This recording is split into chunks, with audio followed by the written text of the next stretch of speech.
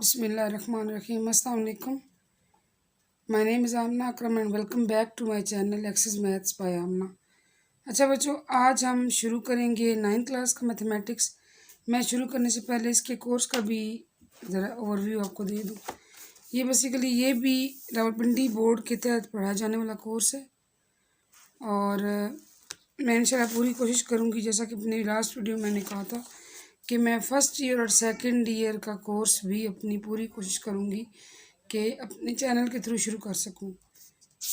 अगर आप हमारे चैनल पर न्यू हैं तो हमारे चैनल को सब्सक्राइब करना ना भूलें और बेल आइकन को ज़रूर प्रेस कीजिएगा ताकि हमारी तरफ से आने वाली नई वीडियोज़ का नोटिफिकेशन सबसे पहले आपकी तरफ पहुँचे। चलिए बिस्मिल्लाह करते हैं।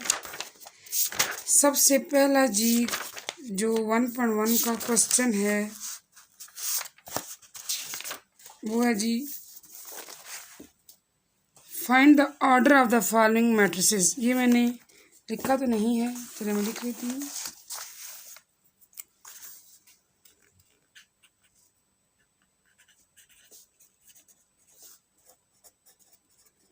Find the order of the following matrices. कुछ चीज़ें हैं जो मैं आपको पहले समझाऊंगी, वो आपकी समझने के लिए ज़रूरी है। सबसे पहले देखिए बच्चे कि मैट्रिक्स होती क्या है।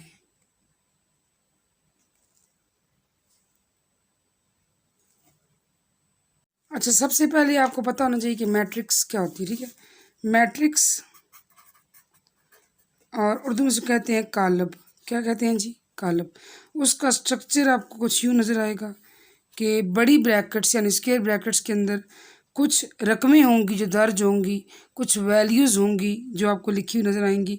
देखें, ये नॉन ज़ीरो भी हो सकती हैं, ज़ीरो वाली भी हो सकती हैं, प्लस माइनस में भी हो सकती हैं, अंडर रूट के साथ भी हो सकती हैं। तो फॉर एग्जांपल ये अब एक मैट्रिक्स, ठीक है ना। हर मैट्रिक्स को कोई ना कोई नाम दिया जाता है। जो नाम दिया जाएगा वो होगा जी इंग्लिश के कैपिटल अल्फ़ाबेट से, ABC, ए से लेकर जेड तक कोई भी इसको नाम दिया जा सकता है, ठीक है। फॉर एग्जाम्पल इसको ए देते हैं, आप उसको कोई भी नाम दे सकते हैं। ये चीज़ आपको समझ आ गई। अब चीज़ आई जी इसके अंदर बेसिक दो चीज़ें जो आपने समझनी है। एक है बच्चों रोज़ और एक है कॉलम्स, ठीक है ना। अब रोज़ क्या है? ये जो हॉरिजॉन्टल एंट्रीज़ हैं ये इस तरह, ये रोज़ हैं जो हॉरिजॉन्टल एंट्रीज़ हैं बच्चे वो रोज़ हैं, और जो वर्टिकल एंट्रीज़ हैं वो कॉलम्स हैं। वर्टिकल एंट्रीज़ कॉलम्स हैं। उम्मीद है ये आपको समझ आ गई होगी। अच्छा, अब हमने करना है order of the matrix. Order of matrix, order कहते हैं जी कालब के मर्तबे को, कालब का मर्तबा। इसके लिए एक फार्मूला है। फार्मूला ये है कि कोई भी जो आपको कालब गिवन होगा उसमें आप नंबर ऑफ रोज़ जिसको आप रिप्रेजेंट करें एम से और नंबर ऑफ कॉलम्स जिसको आप रिप्रेजेंट करें एन से, ये आप अगर निकाल लेते हैं तो ये बन जाएगा ऑर्डर ऑफ मैट्रिक्स, ठीक है। मैं आपको क्वेश्चन कराती हूँ, इंशाल्लाह आपको समझ आ जाएगी इसी तरीके से। और चूँकि ये क्वेश्चन थोड़े से इजी हैं फर्स्ट एक्सरसाइज के, मैं कोशिश करूँगी कि एक क्वेश्चन आपको पेज पे कराऊँ, बाकी बुक से ही आपको समझा दूँगी। अच्छा, सबसे पहले देखें जी, आपके पास 1.1 के क्वेश्चन 1 का फर्स्ट पार्ट है। Question 1 first part exercise number 1.1। ए है जी कालब का नाम 2 3 - 5 6, 2 3 - 5 6। सबसे पहले आपने क्या निकालना है? आप लिखना है number of rows is equal to M. अब देखिए नंबर ऑफ रोज़ आपने निकालनी है बच्चों, एक रो दूसरी रो कितनी होंगी, ये टोटल 2 रोज़, ठीक है। फिर आप निकालो नंबर ऑफ कॉलम्स जिसको आप रिप्रेजेंट करेंगे एन के साथ, एक कॉलम और दूसरा कॉलम। कितने कॉलम हो गए? 2। अब आप लिखेंगे order is equal to m cross n 2 cross 2। अब इसका आंसर आपने 4 नहीं निकालना, ये जस्ट आपने ऐसे ही लिखना है, ठीक है। अच्छा बाकी क्वेश्चन बच्चों मैं आपको समझा देती हूँ बुक के ऊपर, ये तो से ईजी है, ये सच इसको डिटेल्स इतना करने की ज़रूरत नहीं है, लेकिन इक्का दुक्का में से एक क्वेश्चन 2 नंबर का लाजमी आ जाता है, इसको छोड़ना नहीं है। मैं इंशाल्लाह साथ साथ जब कोर्स आप कवर कराऊंगी साथ साथ आपको ये बताती रहूँगी कि कौन से क्वेश्चन ज़्यादा इंपॉर्टेंट हैं, किन में से कितने पार्ट्स आते हैं, इंशाल्लाह ये मैं आपको साथ साथ बताती रहूँगी। अब आप देखें बच्चे बी है, बी की एंट्रीज हैं 2 0 3 5, ठीक है। अब इसकी नंबर ऑफ़ रोज़ कितनी है 1 2 और नंबर ऑफ़ कॉलम्स कितने हैं 1 2, तो ये आपका इसका ऑर्डर बन गया 2/2, ठीक है। अब ये देखिए, ये आपको हो सकता है देखने में एकदम से आप कंफ्यूज हैं, लेकिन आपने कंफ्यूज नहीं होना। ये जी रो इसकी एक ही है, कॉलम इसके 2 हैं, सेपरेट हेडलाइंस, एक रो है 2 कॉलम्स हैं, तो ये 1/2 इसका बनेगा ऑर्डर, ठीक है। उम्मीद है समझ आ गई होगी आपको। डी है, अब देखें इसके अंदर 4 0 6 एक ही कॉलम है, रोज़ कितनी है बच्चों 1 2 3, 3 रोज़ हैं, एक कॉलम है, 3/1 इसका ऑर्डर होगा, ठीक है। अब ये की बात आती है, इसकी 1 2 3 3 रोज़ हैं और 1 2 2 कॉलम्स हैं, तो इसका ऑर्डर बनेगा 3/2, ठीक है। अब ये एक ही एंट्री है 2, यानी इसका इसकी एक ही रो है एक ही कॉलम है, तो 1/1 इसका ऑर्डर होगा, ठीक है। अब जी की बात करें 1 2 3 3 रोज़ 1 2 3 3 कॉलम्स, 3/3 बच्चे इसका ऑर्डर है, 1 2 2 रोज़ 1 2 3 3 कॉलम्स, 2/3 इसका ऑर्डर है, ठीक है। मैं उम्मीद करती हूँ कि आपको ये वाला पार्ट समझ आ गया होगा। Which of the following matrices are equal, यानी कौन कौन सी ऐसी मैट्रिसेस हैं जिनके आपस में इक्वलिटी से मुराद इनकी एंट्रीज किस किस की सेम है, ठीक है। मैं आपको इधर लिख के करा देती हूँ ताकि आप कंफ्यूज ना हो। क्वेश्चन नंबर 2, अब देखिए ए है ना, ए के अंदर 3 आ रहा है, अब हमने कोई ऐसा और ढूंढना है जिसकी एंट्री ऐसे 3 हो। अब आप अगर गौर से देखें अपनी बुक पर, सी में आ रहा है 5 - 2, यानी 5 में से 2 माइनस कर दें तो 5 में से 2 निकालें 3 रह जाते हैं, इट मीन्स कि एक इसकी। अच्छा देखिए बच्चे क्वेश्चन 2 हम लोग करते हैं, क्वेश्चन 2 का फर्स्ट पार्ट हम करते हैं। पहले क्वेश्चन पढ़ते हैं, क्वेश्चन में है क्या, which of the following matrices are equal, ये पूछा जा रहा है कि कौन कौन सी मैट्रिसेस आपस में इक्वल हैं, इट मीन्स कि किस किस मैट्रिक्स की एंट्री आपस में एंट्रीज यानी रकमें आपस में सेम है, ये पूछा जा रहा है। आप ये असल में लिखा हुआ इसलिए कि मैं पहले एक पार्ट रिकॉर्ड कर चुकी थी, लेकिन वो गलती से रिकॉर्ड नहीं हुआ, इसलिए कि मैं सारा समझा चुकी थी, दैट इज़ वाई ये सारा इसके ऊपर रिटर्न है। यानी हो ये देखिए आप, ए की एंट्री 3 है, आप सी पे आ जाएं, सी में लिखा हुआ 5 - 2, तो 5 - 2 3 आंसर आता है, 5 में से 2 निकाले 3 रह गए, लिहाजा ए सी के इक्वल है। बी पे आएँ, बी की एंट्रीज हैं 3 5, और अगर आप आई पर आएँ तो 3 और 3 + 2 5, इसका मतलब है कि बी आई के इक्वल है। सी आ गया, सी अब ए के इक्वल ऑलरेडी हम निकाल चुके हैं।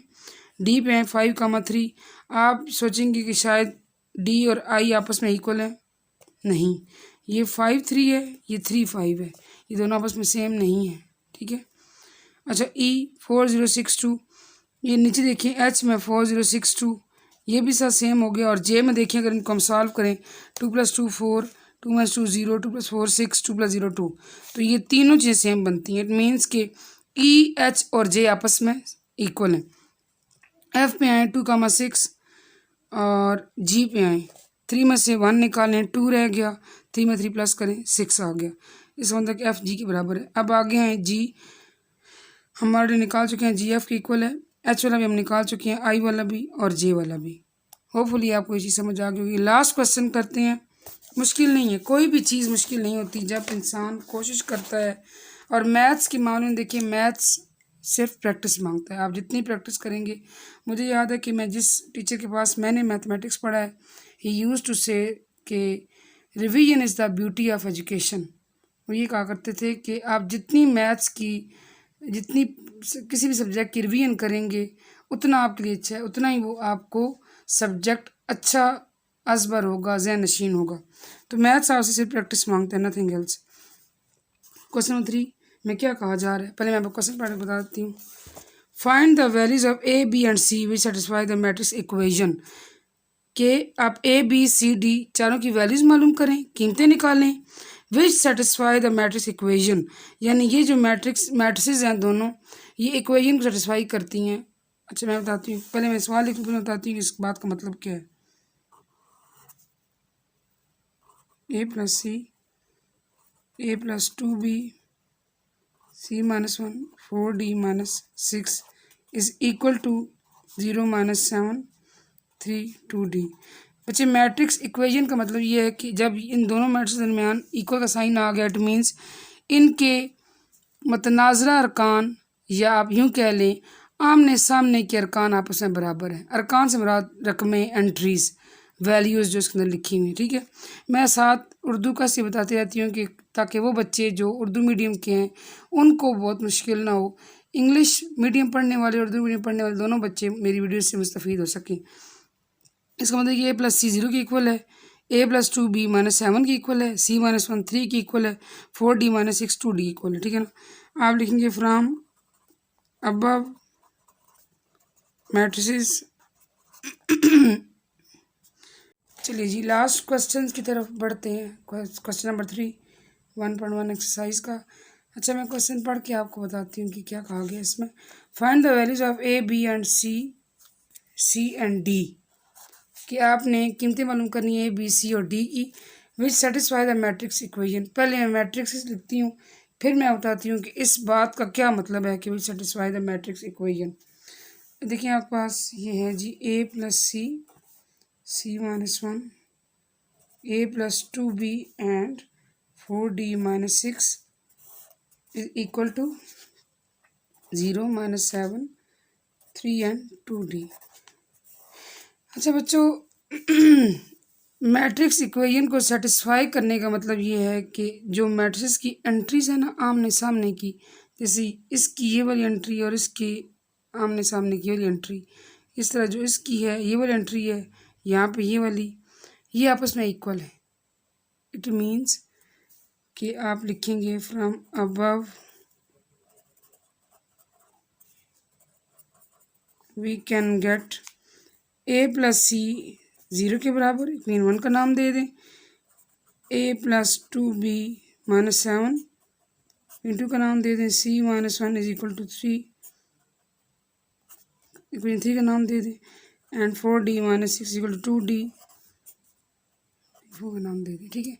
अब आपने क्या करना है, अब आपने इन्हीं इक्वेशन में से बारी बारी ए बी सी और डी की निकालनी है जी वैल्यूज़।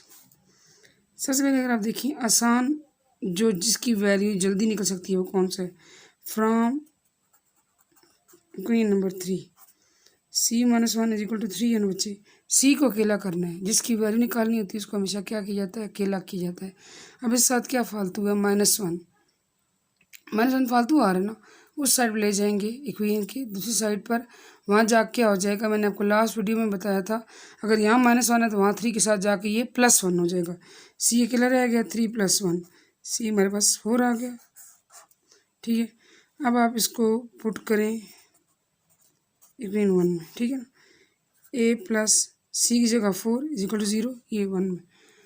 और अब ए की वैल्यू अब निकालनी है, ए को अकेला करना है, जिसकी कीमत निकालनी होती है बच्चों उसको अकेला किया जाता है मुसावात की तरफ। अब इस साथ क्या फालतू जमा का 4 उस साइड चला जाएगा, वहाँ जा क्या हो जाएगा, ये नफ़ी का 4, ठीक है। अब from 4d-6 is equal to 2d। हाँ देखो ये देखिए बच्चे, ये भी डी वाली वैल्यू है, ये भी डी वाली वैल्यू, क्यों ना हम इसको इकट्ठा कर लें। ये 4d है, इसको आप इधर ले आए तो ये -2d बन जाएगा, और ये -6 वहाँ ले जाए +6 बन जाएगा। +7 लिखा नहीं जाता, ठीक है, वो समझ आ जाता है कि ये प्लस वाली वैल्यू ही है। 4d में से 2d माइनस हो गए बच्चों, 2d रह गया, ठीक है। अब d के साथ क्या फालतू है, क्योंकि d की वैल्यू निकालनी है, d को अकेला करना है, उसके साथ 2 फालतू है, 2 क्या हो रहा है, मल्टीप्लाई, दूसरी साइड पर जाके आ जाएगा डिवाइड। डिवाइड में चीज़ हमेशा कहाँ आती है? डिनोमिनेटर में। डिवाइड में चीज़ हमेशा कहाँ आती है? डिनोमिनेटर में। कैंसिलेशन हो जाएगी, डी हमारे पास आ गया 3। ठीक है, अब आपके पास क्या रहेगा? a+2 is equal to -7 from a+2 from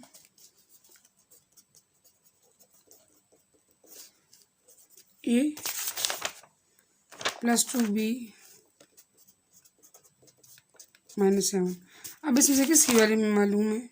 ए की मालूम है ना, इसकी मालूम है वो पुट कर दे। -7 + 2b is equal to -4 + 2b is equal to -7। अब देखिए बच्चे, 2b के साथ b के साथ क्या क्या चीज़ें फालतू हैं, क्योंकि b की वैल्यू निकालनी है, b करना है अकेला। इसके साथ -4 है, +2 है, -4 है, 2 मल्टीप्लाई हो रहा है, बारी बारी करेंगे। पहले -4 तो लेकर जाएं, तो ये जाके +4 बन जाएगा। ये आपके पास आ गया -3। अब b के साथ क्या फालतू रह गया? 2। क्या हो रहा है? मल्टीप्लाई। उस साइड पे ले जाएंगे, क्या हो जाएगा? डिवाइड। डिवाइड में चीज़ कहाँ आती है? डिनोमिनेटर में, जिसको कहते हैं बटे के नीचे। तो ये आ गया आपके पास b की वैल्यू। ये a, b, c और d चारों की वैल्यूज आ गई। मैं उम्मीद करती हूँ कि ये आपको समझ आ गया होगा। इंशाल्लाह कल हम जो है वो पढ़ेंगे टाइप्स ऑफ मैट्रिसेस। मैं आपको समझाऊंगी कि अगली पूरी एक्सरसाइज मैट्रिसेस की टाइप्स पे बेस करती है। अगर आपको पता होगा कि मैट्रिसेस की किस्में कौन कौन सी हैं, टाइप्स कौन कौन सी हैं, तभी आप एक्सरसाइज कर पाएंगे। Thank you for watching. बहुत शुक्रिया। जज़ाकल्लाह एंड अल्लाह हाफ़िज़।